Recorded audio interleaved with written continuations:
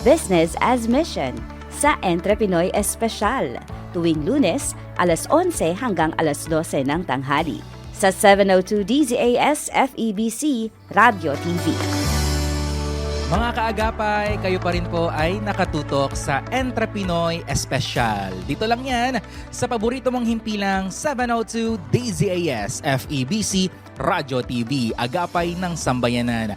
Muli ako po si Arwel Mendoza at dadako na po tayo sa ating patok na negosyo segment na kung saan tayo po ay makatutunghay at makaririnig ng isang panibagong kwento sa pagnenegosyo. Hatid po yan ng ating matatagumpay na Entrepinoy at Entrepinay. And every Monday, atin pong nakakasama ang mga kaagapay natin mula po sa Business as Missions Philippines at atin pong pag-uusapan ang iba't ibang aspekto ng pagnenegosyo. Paano nga ba mag-manage o mag-run ng business na tayo po ay naka-align sa kalooban ng Panginoon. At ang ating programa ay napapakinggan din sa iba't ibang himpilan ng Far East Broadcasting Company, Philippines. And today, isa pong Entrepinay ang ating makakakwentuhan ngayong umaga. Siya po ang owner ng CPV Malipero and Associates Insurance Agency, Inc. Let us all welcome sa ating programa, walang iba kundi si Ma'am Carol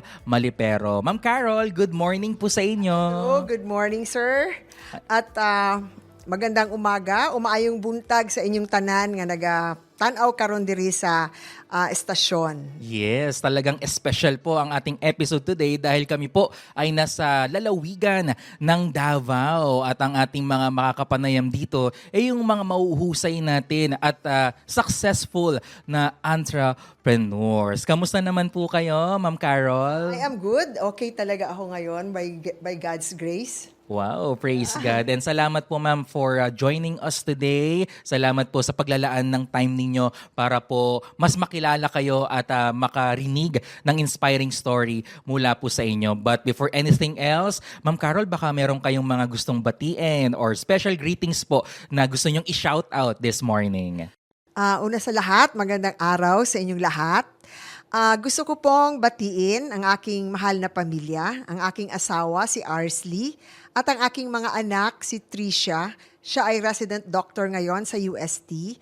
Si Louie naman ang siyang assistant ko ngayon sa insurance. Ang pangatlo kong anak si Jesu, medical student sa UST. And ang pang-apat kong anak si Vince, estudyante pa siya ngayon sa UST. At syempre yung daughter-in-law ko, si Daryl, na asawa siya ng aking pangalawang anak. Ayan. At of course, ang mga lahat ng kaibigan ko at mga kliyenteng naging kaibigan na rin. Salamat po sa inyong pag-join sa amin this morning. Kayo nga po ma'am ang owner ng CPV Malipero and Associates Insurance Agency Inc. Ma'am, can you give us an idea ano po ba yung nature ng negosyo and what are the services that you're offering sa ating mga clients? Ako po ay nasa life insurance distribution. So, ang ibig sabihin nun, I help families and individuals prepare financially for life's uncertainties like death, critical illness, disability, and retirement. So, usually, I offer them protection and also investment-linked products. And ako po rin yung president ng CPV Malipero Insurance Agency, Inc. Mm-hmm. And how long have you been in the business, ma'am? Basically, I started when I was 22 years old. So, sideline ko lang siya nung nasa bangko pa ako. Nagsimula ako nag-agency 12 years ago. 12 years ago. At Yes. kamusta ma'am yung naging simulain? At ano yung nagtulak sa inyo ma'am na kayo po ay nag-decide na magtayo ng sarili nyong negosyo? Bago po yan, actually, naniniwala ako na ang Panginoon ang naggabay sa akin na mapunta dito na sa insurance kasi hindi ko naman akalain, I am a CPA nga pala. So hindi ko alam na dito pala ako papunta din sa insurance. So may panahon noon na kami mag-asawa, sa pagsisimula pa lang namin, syempre may financial struggles kami. So may mga ang husband ko nagnegosyo sa farming pero hindi lumago. Kaya sabi ko, talagang naniniwala ako kasi nung time na yun, maliit lang naman yung utang sa totoo lang. Pero para sa akin, kasi yung sweldo ko noon is 2,800 sa bank, way back 1990s. Malaki na yun, ma'am. Oo, 2008 yun. Pero may utang kami na 60,000. O di para sa akin yung 60,000, malaki na yun.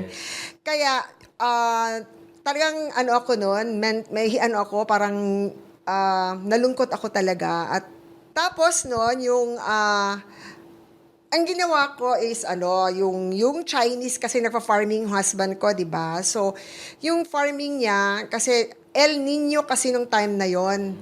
So, nag-failure. Oo. So, hindi namin mabayaran yung 60,000 sa Chinese.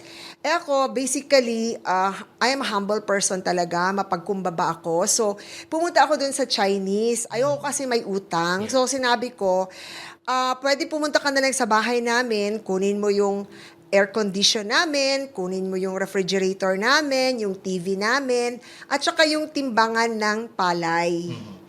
So, kasi ayoko na magkaroon ng utang. So, pumunta yung Chinese sa Tagum, and kinuha niya talaga yun lahat.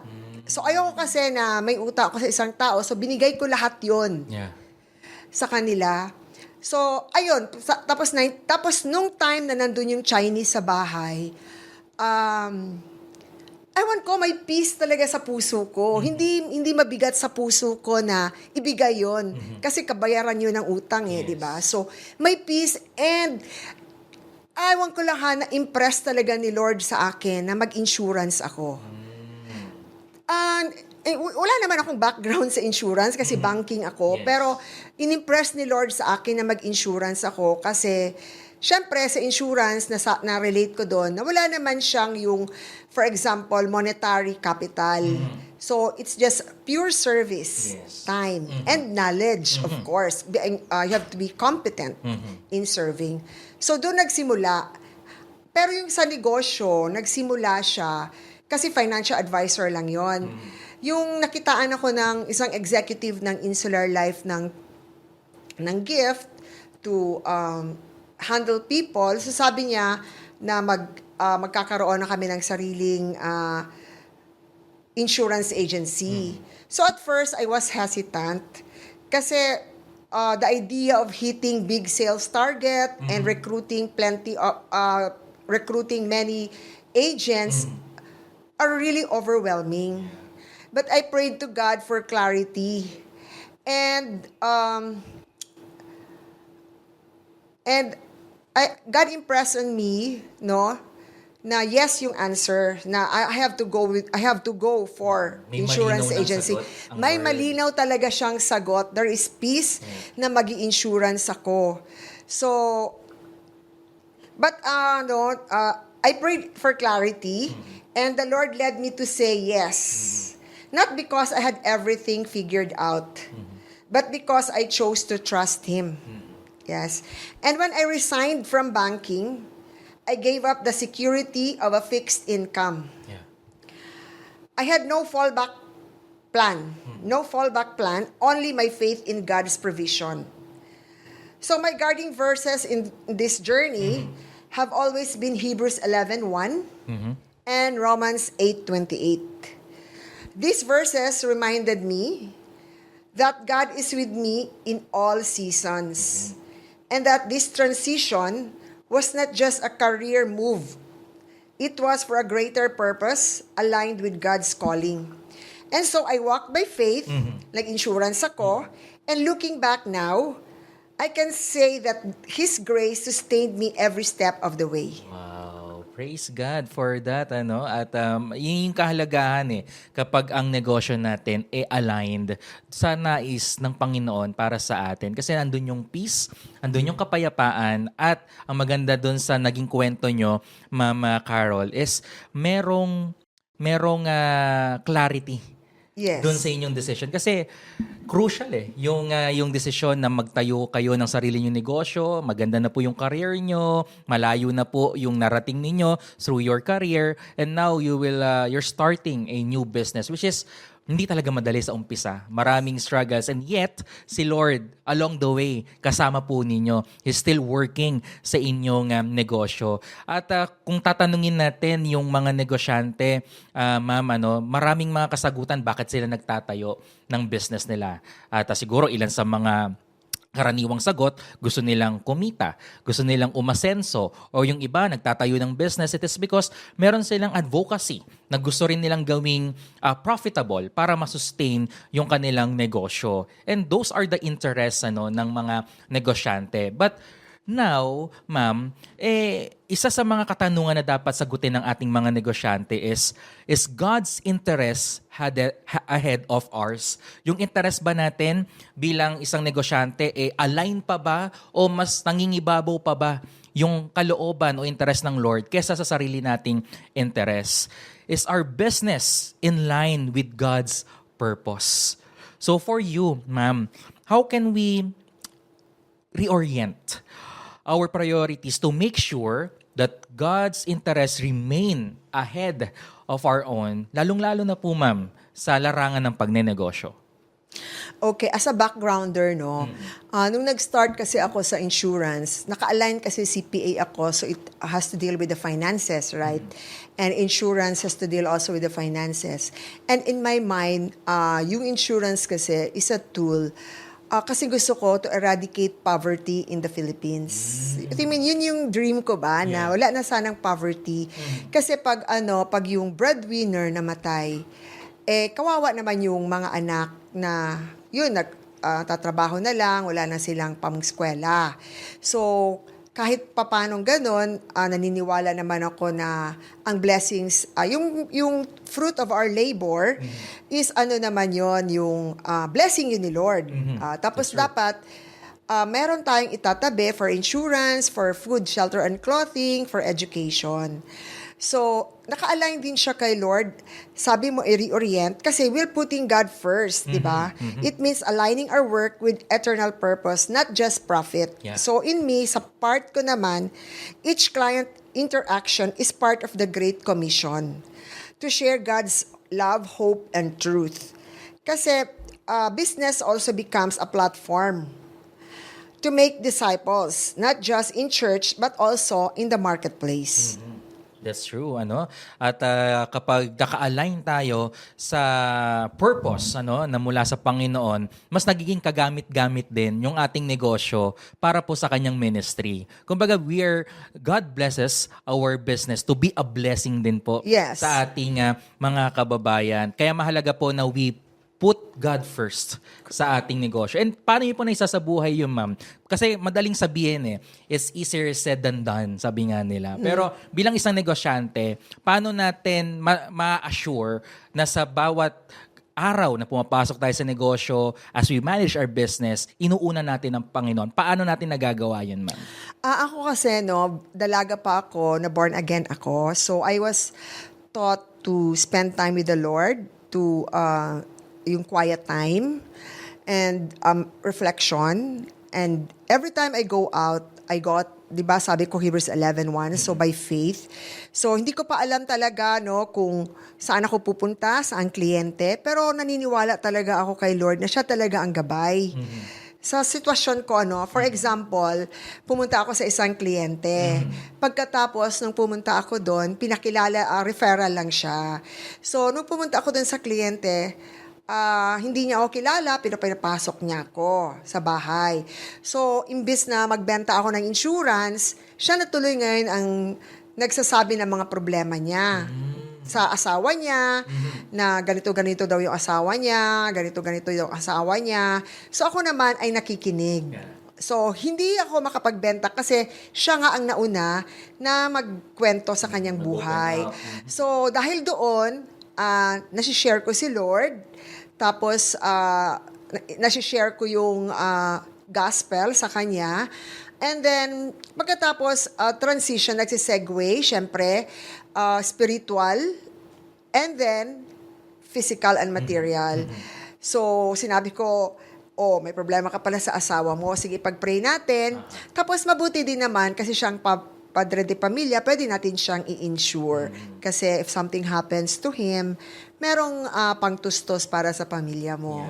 Napagsasabayan, no? Yung Oo, business, talaga. pero ang talagang priorities to really share the gospel, the good Yeah. news, sa ating mga clients. At Correct. lalo na po sa industry po ninyo, sa line of business, talagang you really need to interact sa iba't ibang klase or different kinds of people. At nagiging opportunity din po ito para sa inyo na hindi lang basta negosyo yung i-share nyo, kundi yung mabuting balita ng Correct. Panginoon. At yan po yung kahalagahan o importansya na si Lord yung business partner natin, na si Lord yung inuuna natin sa pagninegosyo natin. At yan din naman yung advocacy ng Business as Mission Philippines. At para po sa kaalaman ng lahat, ang BAM Philippines po, isa po itong community ng Christian business owners na kung saan together they grow deeper sa salita ng Panginoon at patuloy na napapaalalahanan na ang negosyo, it is not about us. It's all about God. Yes. Our work is our worship para po Correct. sa Panginoon. And you've been part of Business as Mission Philippines. Can you share sa ating mga kaagapay paano po kayo naging kabahagi ng Business as Mission Philippines? May imbita sa akin, si Sister Gina Espejo, yung owner ng MX3. MX3. And yun, nag-join ako kasi sabi ko nga na gusto ko ring mag-grow more in my faith in Christ. At nakita ko naman na naka-align yun sa belief ko. Kaya nag-join ako ng BAM. At nung kayo po ay nagsimula ng mag-join sa BAM, how BAM has helped you po? Ano yung mga nabago sa inyong perspective bilang isang negosyante? Syempre ultimately, our goal is God. Amen. So, every time we work, our goal is not for profit. So, profit is just a tool. So, combine mo yon, hindi din na masama mag-profit kasi that's true. yan din yung kailangan natin para mabuhay tayo physically and be able to be a channel of blessings to others. Ayan nga, meron kasing tinatawag na 4Ps ang Business as Mission Philippines, yung kanilang advocacy. So we have profit, we have purpose, people, and planet. So ilan yan sa mga patuloy na sinishare ng ating mga kasama sa Business as Mission Philippines na mapaalalahanan na ang negosyo, hindi lang yan basta pang sariling interest, which is yung profit, kundi marami pang aspekto na dapat tignan ng isang negosyante para mas mapalago, mas mapaunlad ang pagnenegosyo and doing our business in God's way. Kasi tayong mga tao, 'di ba, we tend to control or manage our business in our own, pero ang perspective kasi ng Biblia hindi 'Di ba? Sabi po sa Colossians 3:23, whatever we do, we must do it for his glory. And glory alone. Ibig sabihin, kapag ang buhay po natin nasa Panginoon na maliit man o malaki ang ginagawa natin sa negosyo, ginagawa natin yan with excellence because we are serving an excellent God. At kakibat niyan, kabahagi niyan syempre, tayo din bilang isang negosyante, aligned yung puso natin sa kanyang gawain. And now, as your company grows and prospers, dahil matagal na rin po kayo sa pagninegosyo, ano pa po yung plans nyo dito po sa CPV Malipero and Associates Insurance Agency Inc. na magkaroon ng impact or to make a difference? Kasi alam naman natin na ang insurance industry, saturated na po yan, di ba? Maraming competitors. Pero ano kaya yung gusto nyong maging kaibahan ng negosyo po ninyo sa ibang sa iba pang companies within the same industry? Oo, alam mo blessing lang talaga kasi sabi mo nga saturated na. Pero alam mo si Lord talaga ewan ko amazing talaga kasi si Lord talaga ang nag-guide sa amin kasi up to now, modesty aside, we remain to be the number one in the whole Philippines sa insular life. Pero hindi namin alam sino mga kliyente, pero dumarating na lang talaga na si Lord ang nagbibigay. So, ang sa amin naman kami talaga mag-asawa, ang ginagawa namin is services. So, hindi kami nag-offer ng malaking premium, kundi maliit na premium sa malaking coverage. So, matrabaho yun. Talagang matrabaho yun. At saka, syempre, gusto namin na hindi lang profit, kundi we really care about the people. And of course, sinasali ko talaga doon na dahan-dahan, no, nag-share ako sa mga business owners, marami na din akong na-sharean about the gospel.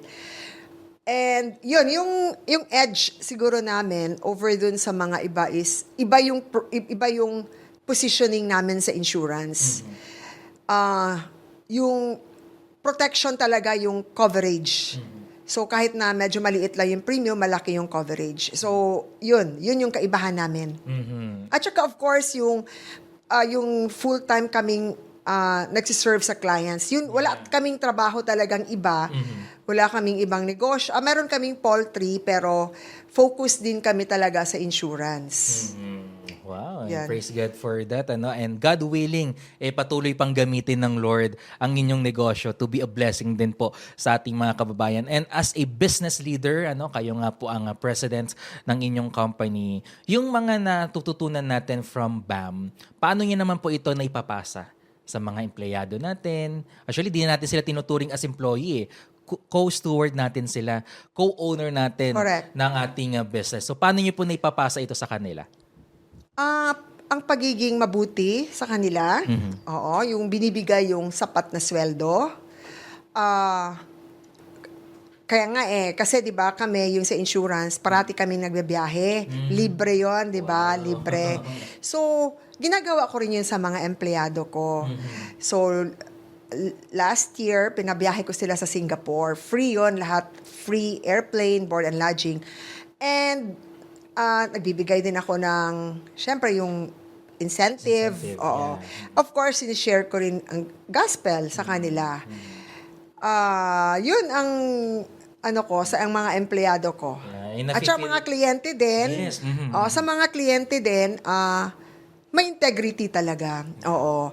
Hindi yung nagmi-misrepresent ka ng product. Talagang kung ano yung diniscuss namin, walang misrepresentation. Tapos, kung along the way, may mga clients na parang parang gipit sila. So, kahit na wala ng commission yun, tinatrabaho namin na paliitan. Siniservisyo talaga namin ang mga kliyente. Kasi kasi yung pagserbisyo mo sa kliyente, hindi naman yun sa kliyente, sa Panginoon yun eh. Yeah. Yung commitment mo sa kliyente, offer mo yun as if you are working for the Lord. Amen. And now you're joining BAM. For you, ma'am, how is it important to maintain integrity in your company, especially not just to your employees, but also to your clients? How is it important, ma'am? First, I have learned that everything comes from the Lord. So, I ask for God's faith and even integrity. So, to maintain it, I have to continually cling upon God. And to commune with Him always, to read His Word, to join Bible studies, and learn from other believers also. Kasi kung tao tayo, wala tayong relasyon sa Diyos, talagang mawawala tayo sa landas. So, first really is to read God's Word and then apply it, of course, learn with other believers in Christ. Yes. Yeah. Actually, maganda yung punto nyo na hindi lang basta magpakalalim sa salita ng Panginoon, but also to join a community. Yes. Kasi nga, di ba, pagdating sa negosyo, karamihan sa mga business owners natin, top level na, sila na yung nagmamanage mismo, they also encounter a lot of struggles, na minsan, wala silang outlet, walang mapagsabihan, and there's this concern na baka pag nag-share sila, hindi sila mapakinggan. Pero dito po, sa Business as Mission Philippines, lahat welcome. Di ba po? You can be vulnerable and you can open up everything na pinagdadaanan mo sa negosyo. And at the same time, meron ka community na kung saan, alam mo, pinapanalangin ka, pinagpe-pray ka, and Yes. together, lumalago nga po kayo sa salita ng Panginoon. At ano ba yung tamang prinsipyo ng Diyos pagdating sa pagbe-business? Now, ilan po sa mga panghuling katanungan ko na lang, Ma'am Carol. Is it really possible? Ayan, dako po tayo sa last 3 questions natin. Is it really possible to run a thriving business while fully prioritizing God's interests? So, possible po ba talaga na mapagsabay o bilang isang negosyante, manguna pa rin ang interest ng Panginoon kesa sa pansarili po nating interest? Yes, that requires intentionality. That requires intentionality and staying in God's word, praying over decisions every time you make a decision, and walking, of course, with integrity, as I've said. When God is at the center, even our business becomes our worship. Amen. Yes.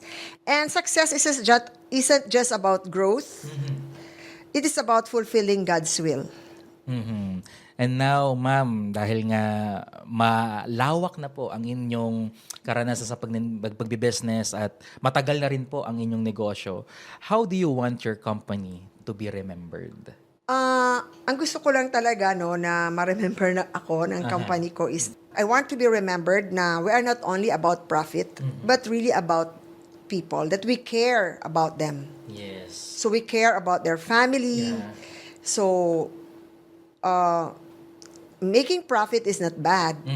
We can use that, 'di ba? So, yun. Mhm. At kapag ganun po yung pangangalaga natin sa ating co-steward, for sure, sila rin po ay may encourage na ibigay pa yung 100% ng kanilang pagninegosyo. At sama-sama nga po tayo dito sa pag-asenso o pag-unlad ng ating negosyo. At syempre dahil po yan sa biyaya at katapatan ng Panginoon. At panghuling katanungan na lang po, Ma'am Carol, ano po yung mensahe po na gusto nyong i-address o i-share sa ating mga kaagapay, lalong-lalo na ma'am, sa mga katulad po ninyong negosyante na nakatutok po sa atin ngayon?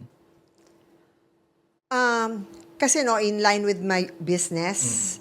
So doon ko ibabasa yung message ko. Okay? So life insurance is not a luxury. It is a necessity, like just food, shelter, and clothing. It is a systematic way of love. It says, even if I am no longer around, I've thought of you, provided for you, and protected you. So, my challenge is we have to be a good steward, be ready, don't delay, and protect the people you love. 1 Timothy 5:8. But if anyone does not provide for his relatives and especially for members of his household, he has denied the faith and is worse than an unbeliever. So, itong 1 Timothy 5:8, this supports the principle of providing for your family, and life insurance does exactly that. Yes. Go ahead, ma'am. Opo. At dito nga po natin na makikita na ang pagnenegosyo, hindi lang siya dapat talaga nakatuon sa kung ano yung pwede nating makuha, kung ano yung dapat na mag-benefit tayo, kundi mas sinasa puso natin, mas pinaprioritize natin paano ba magiging pagpapala Correct. yung negosyo sa ating mga kliyente, sa ating mga kababayan. Kaya po mahalaga na hindi lang natin ito binabalanse, kundi pinaprioritize po natin na yung kalooban ng Lord, yung nais ng Lord ang siyang maganap sa ating pagninegosyo. Kasi kung tayo lang din naman po ang magkocontrol ng business natin at hindi natin i-consider o isasama ang Panginoon sa negosyo, it's still useless. Sabi nga success without God, is not success at all. Correct. Kung wala ang Panginoon sa success natin, or sabihin natin matagumpay tayo, pero kung wala naman ang Panginoon, wala din. It's still useless. Kaya mahalaga po bilang isang negosyante na tayo po ay aligned.